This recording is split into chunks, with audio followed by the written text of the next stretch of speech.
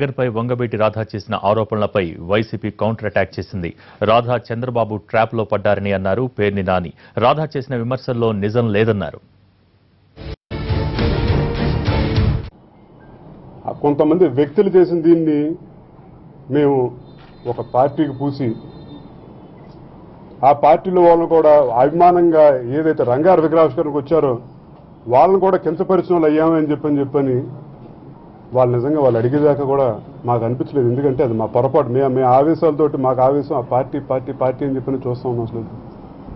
కానీ ఆయన అభిమానించే వాళ్ళు అన్ని పార్టీలో ఉన్నారని చెప్పని ఆ చిన్న మాట మర్చిపోయాం అసలు. ఆ చిన్న వాస్తవానికి దూరం అయిపోయాం అసలు.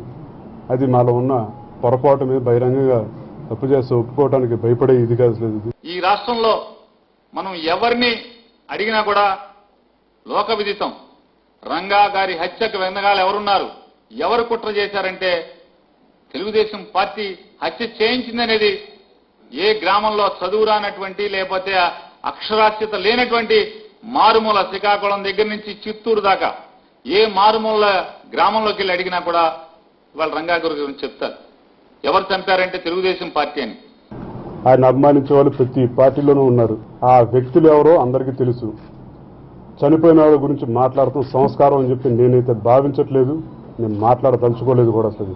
వాళ్ళు రంగా గారు చనిపోయి రెండో రోజున ఆయన అంత్యక్రియలు జరుగుతున్నప్పుడే తెలంగాణకు సంబంధించినటువంటి రంగా అభిమానులు ఒక పాట పాడారు. ఈ రోజుకి కూడా అది మారు మోగుతుంది పల్లె గుండెల్లో కూడా, ఎక్కడైనా సరే పేదల గుండెల్లో కూడా.